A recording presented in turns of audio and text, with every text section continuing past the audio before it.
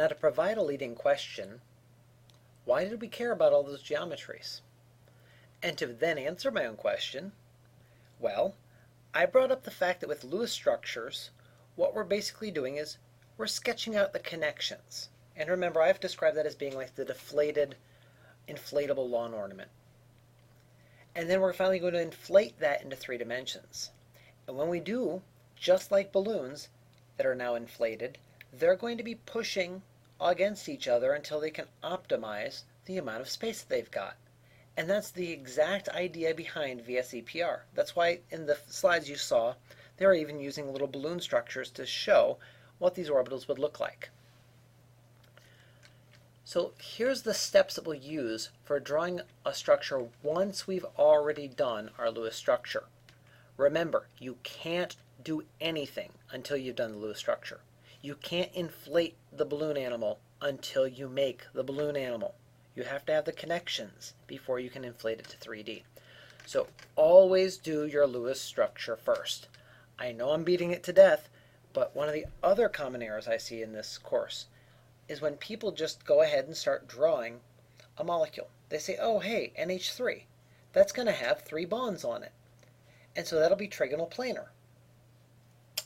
Well, no, it won't. Because if we do our Lewis structure first, we'd go ahead and we'd do N, which has 5 valence electrons. We'd have our 3 hydrogens, each of which will have 1 valence electron. I had 5 plus 3 gives me a total of 8 valence electrons to draw. 2, 4, 6, 8 valence electrons. Now I count up my electron groups, my bonding and my lone pairs, and I've got 1, 2, 3, 4 electron groups. That tells me that I have to be in the AX4 family of geometries, and that'll be my electron group geometry. Then for my molecular geometry, I can get even more specific by saying I have an AX3 E geometry. 1 electron pair, 3 bonding regions. So I go ahead and I assign my electron group arrangement, and I figure out my molecular geometry based on all of that. Now I actually know something about how this will look in 3 dimensions. And so I wouldn't be saying that it's trigonal planar anymore. Now I'd say AX4. I've got to be in the tetrahedral family of geometries. AX3E for my molecular means that it's going to be the trigonal pyramidal geometry. So if I hadn't done that the right way, I would be completely in the wrong family of geometries. Now the reason that I care so much about having both geometries, my electron group and my molecular, is this step 5. We're going to draw a structure. And notice we're going to account for any deviations, because double bonds and electron pairs take up more volume. They're going to squish the others just a little bit. So in this case, what I would say is that I've got my nitrogen. I'm going to go ahead and put my lone pair pointing upward. That's a totally arbitrary choice.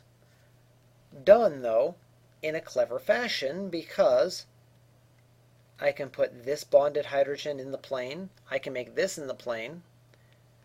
I can make one of my hydrogens come forward. One of my hydrogens go backward. And remember, the forward, backward are always going to be on the same general side as we're drawing it. And you can see that I've got my shape. Now I would say, what are my angles? For the tetrahedral family, these started out as 109.5 degrees.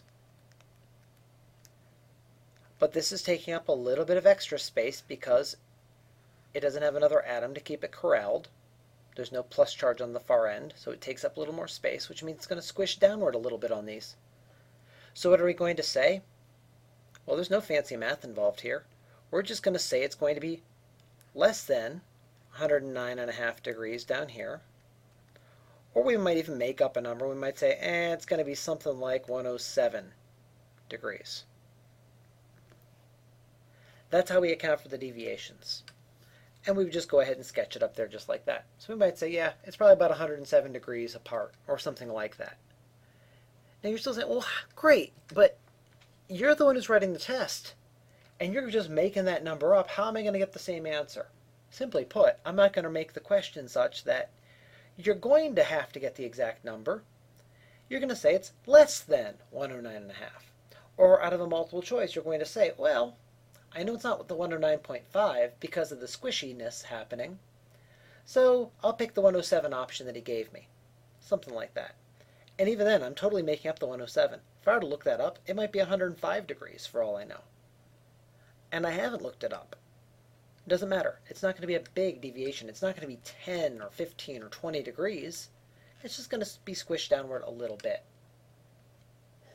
So let's do another example, and we'll work forward from here.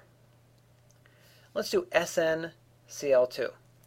Now hopefully you know your periodic table well enough to know that Sn is tin, and that tin is going to be in group, 4A, but it's going to be further down the periodic table. So tin, just like we expect, it is going to be a metal, even though it's over there in the P block.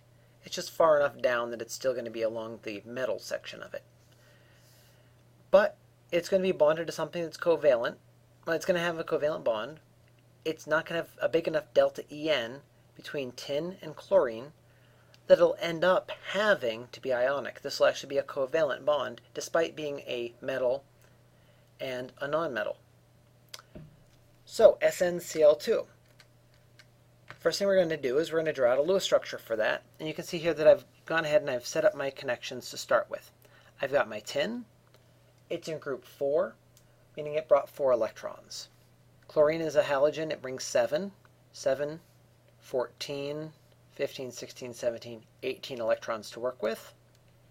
So I have 2, 4, 6, 8, 10, 12, 14, 16, 18. Remember that I've said my strategy, always fill the outside, then do the innermost atom, because then when you get to the innermost atom at the end and you say, oh wait, but 2, 4, 6, it's not there yet. Then you can just choose, take one of these pairs away, make it into a double bond, keeps this at its octet, 2, 4, 6, 8, but now tin is 2, 4, 6, 8. So that's going to be a valid Lewis structure for this. So we've fulfilled step 1. We've drawn our Lewis structure. On to step 2. We count our electron groups. I've got an electron group right here, and right here. So I've got a total of 3 electron groups. This will be the AX3 family. And specifically, this is going to be A, X2, E for my geometry. So then we're going to pick our electron group arrangement. Electron group arrangement is going to have 3 groups. So this will be a trigonal planar.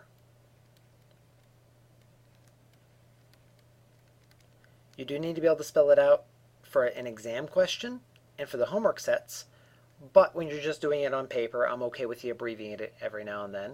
Trigonal planar. When we then go even further and specify the molecular geometry, this will be a bent geometry. And whenever we write bent, we should be more specific than that and say something about the angle. So this will be around 120 degrees. So now we're going to go ahead and draw it as its proper 3-dimensional positioning. Though of course with it being bent, it's actually going to be a flatlander. So we'll have our chlorine up here. I'm not going to worry about these shrubbery electrons on the outermost ones. We're going to have a double bonded chlorine. We're going to have an electron pair sticking out over here. And so you can see that we're going to have our trigonal planar overall geometry. And this will be starting out at 120 degrees. Now we get to our very last step, and we have to account for any of those deviations. This double bond is taking up some extra space, but this electron pair is taking up way more space. Notice that there's no plus sign on the far end, so it's going to be taking up more space. That's going to squish these together just a little bit. And so this will probably be something like I don't know, maybe 115. However we want to think of it, we can say that it's less than 120 degrees for the angle here, and that this angle is going to be greater than 120, and this area is also going to be greater than 120. So that's the way that we would be able to account for all of those. This is the complete answer that we would use for tin dichloride.